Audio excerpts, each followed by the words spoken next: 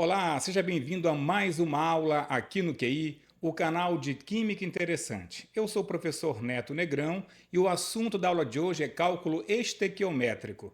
Todo o conteúdo de estequiometria será visto em 4 aulas. Esta aula, que é a aula de número 1, é uma aula de introdução que eu chamei de primeiro passo.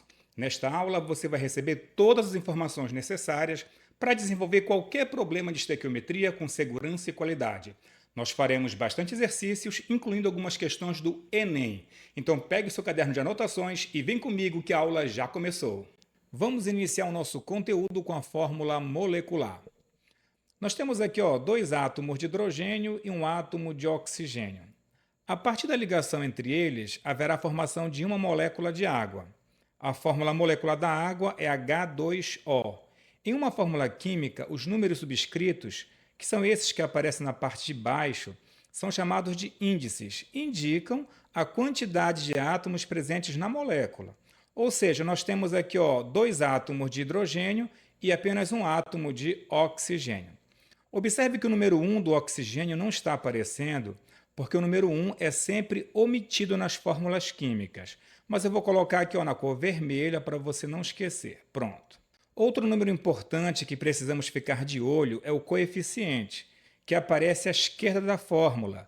Ele indica a quantidade de moléculas. Neste exemplo, não estava aparecendo porque é o número 1. Sempre que precisarmos mudar a quantidade de moléculas, vamos sempre alterar o valor do coeficiente e nunca o valor dos índices. Então, uma molécula de água possui dois átomos de hidrogênio e apenas um átomo de oxigênio. Alterando o coeficiente para 2, estamos dobrando a quantidade de moléculas de água. Agora temos 4 átomos de hidrogênio e 2 átomos de oxigênio. Modificando o coeficiente para 3, estamos triplicando a quantidade de moléculas de água, resultando em 6 átomos de hidrogênio e 3 átomos de oxigênio. Então não esqueça que para alterar a quantidade de moléculas, precisamos apenas mudar o valor do coeficiente. Os índices não devem ser modificados, pois a mudança do índice altera a identidade da molécula. Por exemplo, temos aqui novamente a molécula de água.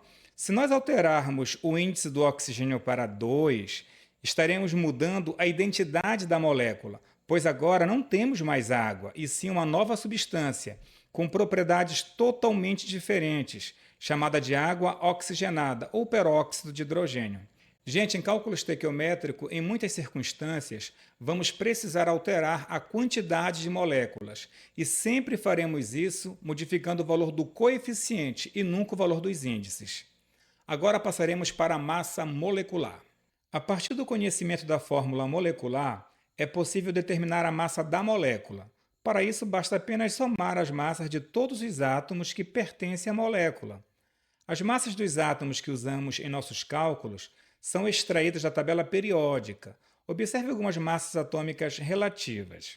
A do carbono é 12, a do nitrogênio 14, do oxigênio 16 e do flúor 19. As massas atômicas e moleculares são expressas em unidade de massa atômica, que possui como símbolo a letra U minúsculo. Por definição, uma unidade de massa atômica corresponde a 1 sobre 12 da massa do átomo de carbono 12. Existem muitas unidades de medida de massa. Todas são importantes e precisamos sempre utilizá-las com bom senso. Por exemplo, a massa de um caminhão é expressa em toneladas. No supermercado, nós compramos alimentos como arroz, feijão, açúcar em quilogramas. Já o creme dental e a barra de cereal é vendida em gramas. Na farmácia, o princípio ativo de um medicamento ele é comumente expresso em miligramas.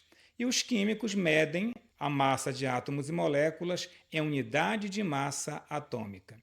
Observe que não faria sentido você expressar a massa de um caminhão em gramas, por exemplo, pois teremos um valor muito alto.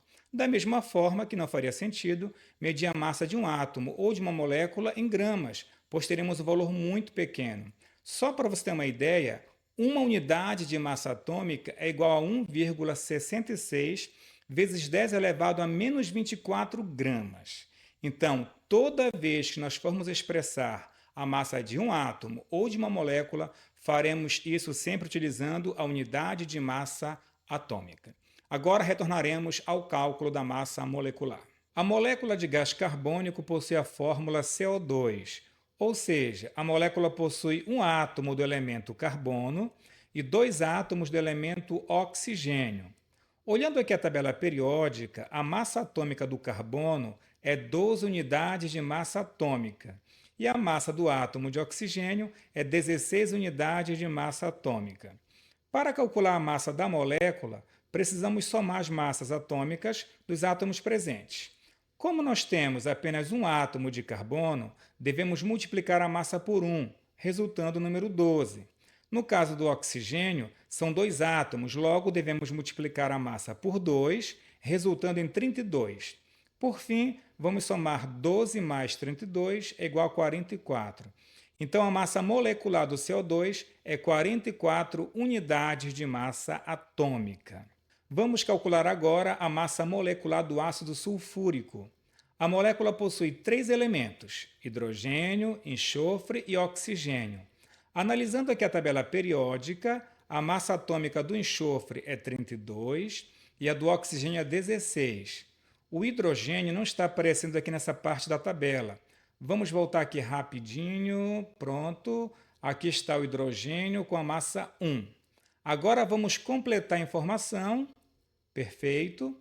Como são dois átomos do elemento hidrogênio, devemos multiplicar a massa por 2, resultando em 2. Temos apenas um átomo do elemento enxofre. Vamos multiplicar então a massa por 1, resultando no número 32. E como são 4 átomos do elemento oxigênio, vamos multiplicar a massa por 4, resultando em 64. Somando 2 mais 32 mais 64, temos 98. Concluímos que a massa molecular do ácido sulfúrico é 98U, ou seja, 98 unidades de massa atômica. Bom, já sabemos interpretar uma fórmula molecular, aprendemos a calcular a massa molecular, agora passaremos para a massa molar. Antes de calcularmos a massa molar, precisamos conhecer o mol. Mol é uma unidade que indica a quantidade de matéria, e uma quantidade muito grande. Estamos falando em 6,02 vezes 10 elevado a 23 entidades. Esse número também é chamado de constante de Avogadro, em homenagem ao físico italiano Avogadro, que concebeu a ideia inicial, mas nunca determinou o número. Em nossos cálculos, vamos arredondar esse número e trabalhar apenas com o valor de 6 vezes 10 elevado a 23. Gente, o que vocês precisam entender é que o mol representa a quantidade, da mesma forma que a dúzia também representa a quantidade. Uma dúzia contém 12 unidades. Um mol contém 6 vezes 10 elevado a 23 unidades. A dúzia é muito prática para medir quantidades em nosso dia a dia. Por exemplo, uma dúzia de ovos, uma dúzia de bananas. Já o mol, como representa uma quantidade gigantesca, é principalmente utilizado para medir coisas muito pequenas, em escala atômica, como átomos, moléculas, íons, elétrons e assim por diante. Então, um mol de átomos possui 6 vezes 10 elevado a 23 átomos. Um mol de íons possui 6 vezes 10 elevado a 23 íons. Um mol de moléculas possui 6 vezes 10 elevado a 23 moléculas. Então, não esqueça, sempre que você ouvir a palavra mol, lembre-se imediatamente da quantidade que ele representa, 6 vezes 10 elevado a 23. Bom, falamos no início da aula sobre a massa e agora sobre quantidade. É importante que fique bem claro como os dois estão relacionados. Por exemplo, temos uma dúzia de maçãs e uma dúzia de uvas. Observe que a quantidade é a mesma, temos 12 unidades de cada fruta, mas a massa de 12 maçãs é maior que a massa de 12 uvas. Logo, a quantidade é a mesma, mas as massas são diferentes. Vamos levar esse raciocínio para exemplos com átomos e moléculas. Temos um mol de átomos de ferro e um mol de átomos de chumbo. Novamente observe que as quantidades são iguais, 6 vezes 10 elevado a 23 átomos de cada elemento. Mas o mol de chumbo possui 207 gramas, tem massa maior que o mol de ferro, com apenas 56 gramas. Agora veremos um exemplo com moléculas. Um mol de moléculas de etanol e um mol de moléculas de água. A quantidade é a mesma, 6 vezes 10 elevado a 23 moléculas de cada. Mas um mol de etanol possui 46 gramas, tem massa maior que um mol de água com apenas 18 gramas. Então ficou claro que quando se trata de mol, teremos sempre a mesma quantidade, 6 vezes 10 elevado a 23, independente se são átomos ou moléculas. Mas a massa presente em um mol, chamada de massa molar, vai depender do tipo de átomo ou do tipo de molécula. Para calcular a massa molar é bem simples, inclusive já aprendemos nesta aula, pois o valor da massa atômica ou molecular é numericamente igual à massa molar. Então só precisamos determinar a massa molecular, que automaticamente já estamos determinando a massa molar. Por exemplo, na aula de hoje, vimos que a massa molecular do gás carbônico é 44. Logo, a massa molar também será 44. Precisamos apenas ajustar as unidades. A massa molecular é expressa em unidade de massa atômica.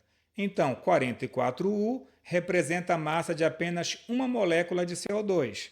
Já a massa molar é expressa em gramas por mol. Então, 44 gramas por mol corresponde à massa de 6 vezes 10 elevado a 23 moléculas de CO2.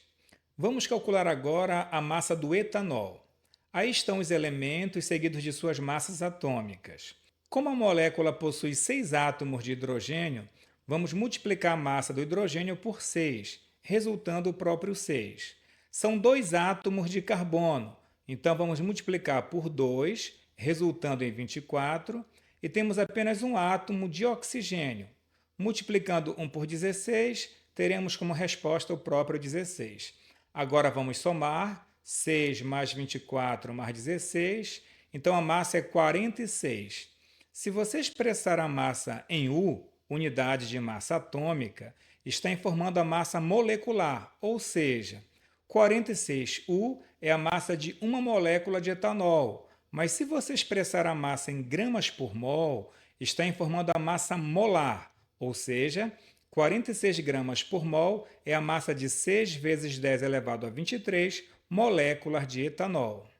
Faremos também para a molécula de água. Como nós temos 2 átomos de hidrogênio na molécula, vamos multiplicar a massa do hidrogênio por 2, resultando o próprio 2. Temos apenas um átomo de oxigênio, logo vamos multiplicar 1 vezes 16, que resulta no próprio 16. Agora vamos somar 2 mais 16, então a massa é 18.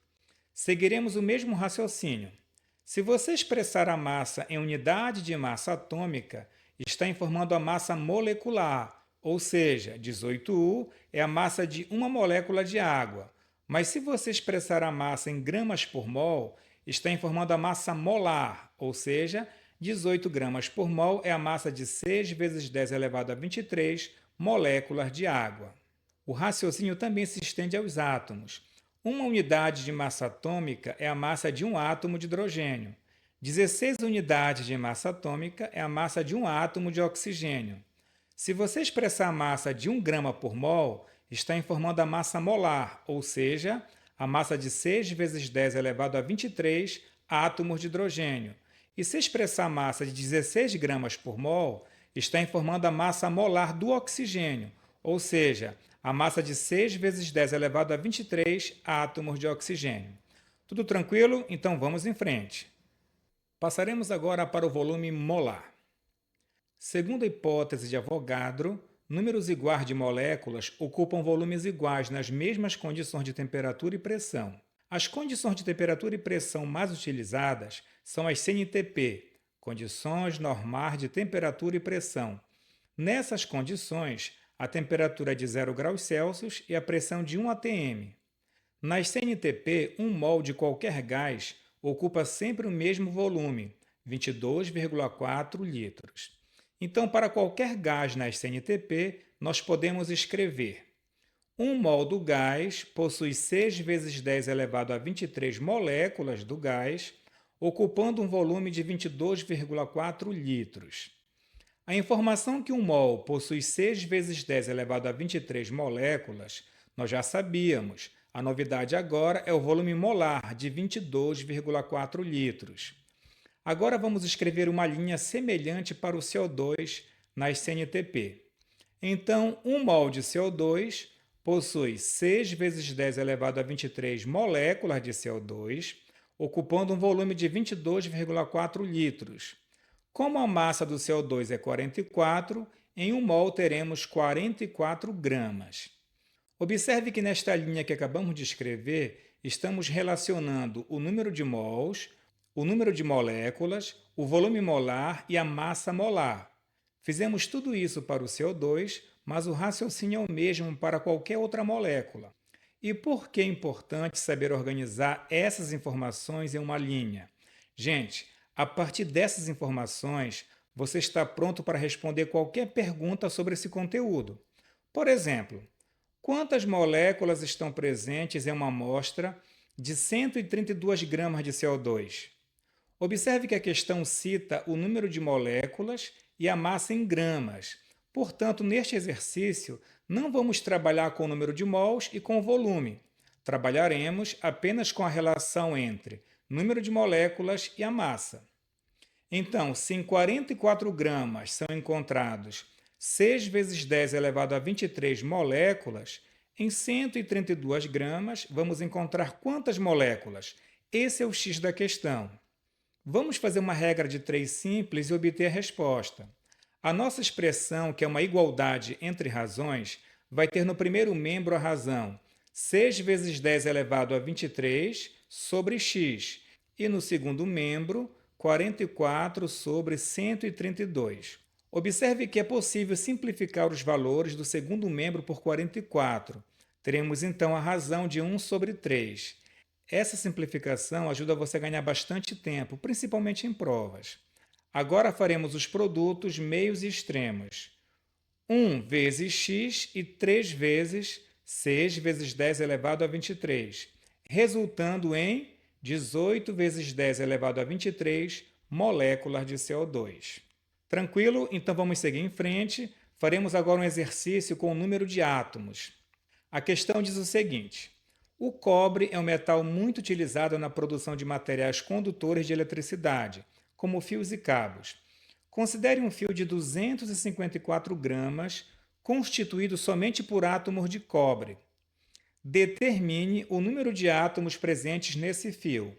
Dados: massa molar do cobre 63,5 gramas por mol. Então vamos lá. Primeiramente, vamos lembrar da nossa principal relação. 1 mol possui 6 vezes 10 elevado a 23 entidades. Como a questão trata de átomos de cobre, vamos escrever: 1 mol de cobre possui 6 vezes 10 elevado a 23 átomos de cobre. A questão forneceu a massa do cobre, 63,5 gramas por mol. Assim, vamos adicionar essa informação à nossa linha. Perfeito. Agora a linha está completa. A questão cita a massa em gramas e pede para determinar o número de átomos. Logo, nesse exercício, não vamos trabalhar com o número de mols. Trabalharemos apenas com a relação entre número de átomos e massa. Se em 63,5 gramas são encontrados 6 vezes 10 elevado a 23 átomos, em 254 gramas vamos encontrar quantos átomos? X é a nossa resposta. A nossa expressão vai ter no primeiro membro a razão 6 vezes 10 elevado a 23 sobre x, e no segundo membro 63,5 sobre 254. Novamente é possível simplificar os valores do segundo membro. Agora faremos a simplificação por 63,5. Teremos então a razão de 1 sobre 4. Em seguida faremos os produtos meios e extremos, 1 vezes x e 4 vezes 6 vezes 10 elevado a 23, resultando em 24 vezes 10 elevado a 23 átomos de cobre. Pronto, mais uma questão concluída com sucesso. Agora faremos uma questão do Enem. Vamos lá. A questão diz o seguinte: o brasileiro consome em média 500 mg de cálcio por dia, quando a quantidade recomendada é o dobro. Uma alimentação balanceada é a melhor decisão para evitar problemas no futuro, como a osteoporose, uma doença que atinge os ossos. Ela se caracteriza pela diminuição substancial de massa óssea, tornando os ossos frágeis e mais suscetíveis a fraturas. Considerando-se o valor de 6 vezes 10 elevado a 23 por mol para a constante de Avogadro e a massa molar do cálcio igual a 40 gramas por mol, qual a quantidade mínima de átomos de cálcio a ser ingerida para que uma pessoa supra suas necessidades? Aí estão as alternativas, então vamos à resolução. Iniciaremos sempre lembrando da nossa principal relação. 1 mol possui 6 vezes 10 elevado a 23 entidades. Inclusive, a própria questão fornece esse número. Como a questão trata de átomos de cálcio, vamos escrever. 1 mol de cálcio possui 6 vezes 10 elevado a 23 átomos de cálcio. A questão forneceu a massa do cálcio, 40 gramas por mol. Assim, vamos adicionar essa informação à nossa linha. Prontinho. A questão cita a massa em miligramas e pede para determinar o número de átomos de cálcio. Logo, nesse exercício, não vamos trabalhar com o número de mols. Trabalharemos apenas com a relação entre o número de átomos e a massa. O texto diz que o brasileiro consome, em média, 500 miligramas de cálcio por dia, quando a quantidade recomendada é o dobro. Então, a quantidade recomendada é de 1.000 miligramas, ou seja, 1 grama. Logo, estamos procurando o número de átomos de cálcio presentes em 1 grama, que corresponde à quantidade mínima diária citada na questão. A nossa expressão vai ter no primeiro membro a razão 6 vezes 10 elevado a 23 sobre x e no segundo membro 40 sobre 1. Na sequência, faremos os produtos meios e extremos. 40 vezes x e 1 vezes 6 vezes 10 elevado a 23. Agora, o 40 está multiplicando o x e passará para o segundo membro dividindo. A razão entre 6 e 40 é igual a 0,15 e repetimos a potência 10 elevado a 23.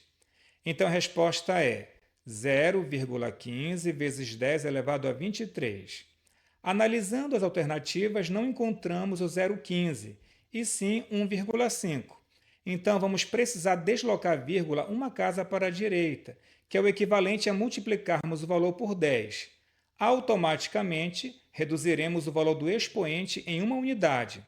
Então, a resposta final fica 1,5 vezes 10 elevado a 22 átomos de cálcio. A alternativa correta é a letra B. Agora passaremos para o último tópico da aula de hoje. Veremos o balanceamento de equações. Gente, as reações químicas são a alma da química. Em uma reação, a matéria é transformada e compreender como essa transformação ocorre é fundamental. Neste instante, diversas reações estão ocorrendo ao nosso redor, bem como dentro de cada um de nós, nos mais diversos e complexos processos bioquímicos. Um ótimo exemplo de reação química para se observar é uma combustão. Observe a queima do gás propano, que é um componente do gás de cozinha. Nós sabemos que nessa reação o gás queima na presença de oxigênio, produzindo gás carbônico e água, liberando grande quantidade de energia em forma de calor. Todo esse fenômeno pode ser representado por uma equação química, ou seja, as equações sempre representam as reações. Em uma equação química, a substância ou as substâncias que ficam à esquerda da seta são chamadas de reagentes e as que ficam à direita são chamadas de produtos. Neste caso, o gás propano e o gás oxigênio são os reagentes e o gás carbônico e a água são os produtos. A leitura da equação fica assim: o gás propano reage com o gás oxigênio para formar gás carbônico e água. É comum também indicar os estados físicos de reagentes e produtos. Indicamos a letra S para sólido, a letra L para líquido, a letra G para gasoso e as letras AQ para solução aquosa, quando a substância está dissolvida em água. Neste caso, o propano, o oxigênio e o gás carbônico estão no estado gasoso e a água no estado líquido. Nossa equação está quase completa, está faltando balancear. No final do século XVIII, o cientista francês Lavoisier introduziu a lei da conservação das massas, ou lei da conservação da matéria, a qual afirma que a matéria não pode ser criada nem destruída. Daí surgiu uma frase que você já deve ter ouvido: na natureza, nada se cria, nada se perde, tudo se transforma. Ou seja, a quantidade de átomos presentes nos reagentes deve ser exatamente igual à quantidade de átomos presentes nos produtos. Se esta quantidade não estiver igual, dizemos que a equação não está balanceada. Aí devemos ajustar os coeficientes para balancear a equação. Vamos analisar a equação. Nós temos 3 átomos de carbono nos reagentes e 1 átomo de carbono nos produtos. 8 átomos de hidrogênio nos reagentes e 2 átomos de hidrogênio nos produtos. 2 átomos de oxigênio nos reagentes e 3 átomos de oxigênio nos produtos. É possível notar que a quantidade de átomos de carbono não está balanceada. Precisamos ajustar essas quantidades. E não esqueça que para alterar a quantidade de moléculas, devemos modificar apenas o valor do coeficiente e nunca dos índices. Como nós temos 3 carbonos nos reagentes, podemos adicionar o coeficiente 3 ao carbono nos produtos, diante da molécula de CO2. Em seguida, é só multiplicar 3 vezes o índice do carbono, que é 1. Assim, temos como resposta o número 3. Pronto, a quantidade de carbonos está balanceada, 3 de cada lado da equação. Seguiremos agora com o hidrogênio. São 8 átomos nos reagentes e apenas 2 nos produtos. Então, vamos adicionar o coeficiente 4 diante da molécula de água, pois ao multiplicarmos 4 vezes o índice do hidrogênio, que é 2, teremos 8 como resposta, balanceando a quantidade de hidrogênios. Resta apenas o oxigênio. Perceba que quando adicionamos os coeficientes diante das moléculas de CO2 e da água para ajustar as quantidades de carbono e hidrogênio, esses coeficientes também alteraram as quantidades de oxigênios. Agora temos nos produtos 6 oxigênios na molécula de CO2 e 4 oxigênios na molécula de água, totalizando 10 átomos de oxigênio nos produtos. Assim, devemos adicionar o coeficiente 5 diante da molécula de oxigênio nos reagentes, pois 5 vezes 2 resulta o número 10. Agora a equação está devidamente balanceada. Vamos apenas adicionar o coeficiente 1 ao propano para definirmos a proporção entre as substâncias. Então, temos a proporção de 1 para 5 para 3 para 4. O balanceamento correto é fundamental para a resolução de qualquer questão de estequiometria. Se você errar o balanceamento, tudo que você fará em seguida estará errado. Vamos treinar mais um pouquinho, agora com a reação de formação da água. Nesta equação, a água é o único produto e é formada a partir da reação entre os gases hidrogênio e oxigênio. A primeira grande pergunta que você deve fazer diante de uma equação química é: ela está balanceada? Vamos verificar aqui. Nós temos 2 átomos de hidrogênio nos reagentes e 2 átomos de hidrogênio nos produtos. 2 átomos de oxigênio nos reagentes e 1 átomo de oxigênio nos produtos. É possível notar que a quantidade de átomos de hidrogênio está balanceada, 2 átomos em cada lado da equação. No caso do oxigênio, precisamos ajustar as quantidades.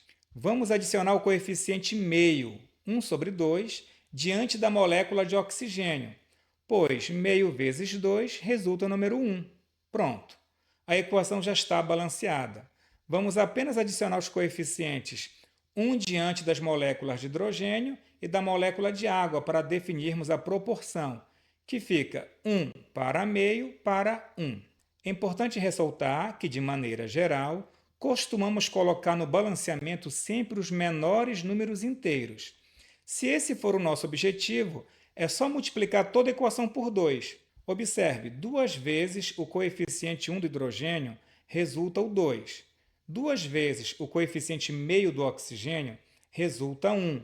2 vezes o coeficiente 1 da água resulta 2. A nossa nova proporção agora é 2 para 1 para 2.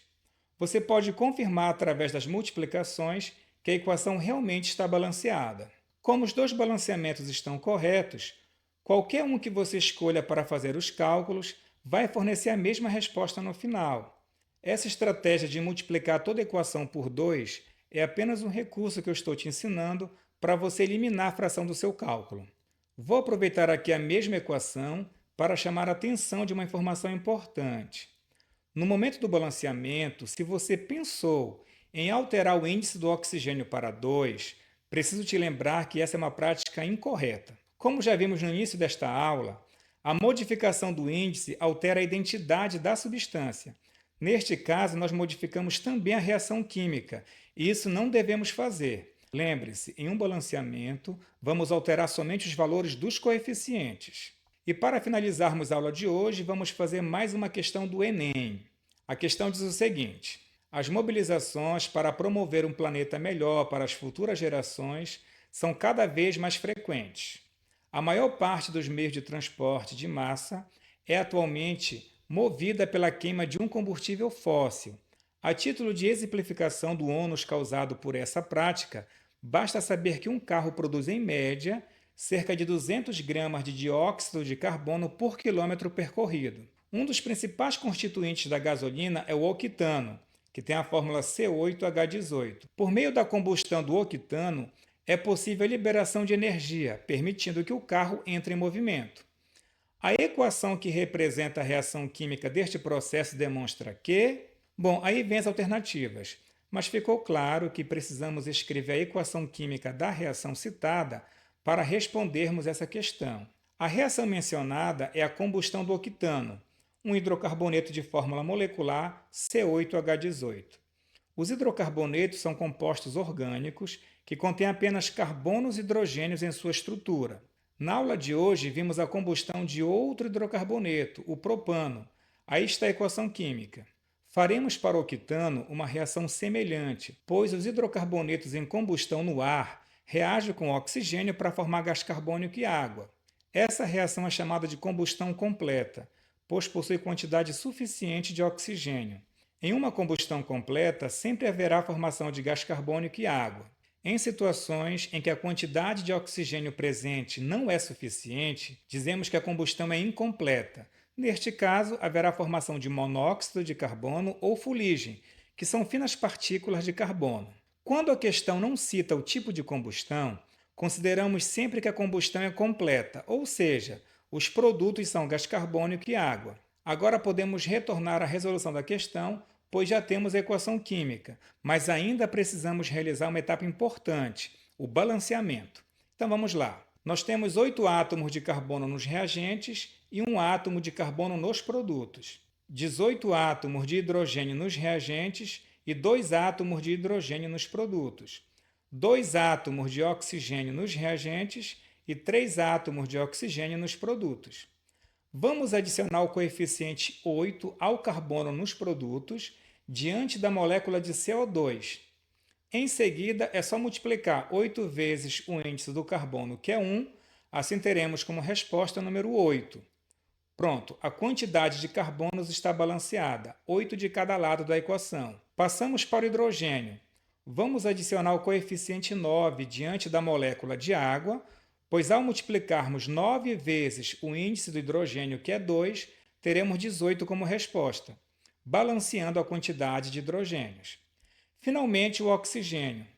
Após as mudanças realizadas, agora temos nos produtos 18 oxigênios na molécula de CO2 e 9 oxigênios na molécula de água, totalizando 25 átomos de oxigênio nos produtos. Assim, devemos adicionar o coeficiente 25 sobre 2 diante da molécula de oxigênio nos reagentes, pois 25 sobre 2 vezes 2 resulta o número 25. Agora a equação está devidamente balanceada. Vamos apenas adicionar o coeficiente 1 ao octano para definirmos a proporção entre as substâncias. Então, temos a proporção de 1 para 25 sobre 2 para 8 para 9. Vamos lembrar que 25 sobre 2 é igual a 12,5. Então, a alternativa D é correta. O coeficiente estequiométrico para o oxigênio é de 12,5 para 1 do octano. Prontinho, fizemos a segunda questão do Enem com tranquilidade. Gente, chegamos ao final desta aula. Eu agradeço a companhia de todos. Espero reencontrá-los na próxima aula de estequiometria. Bons estudos e até a próxima!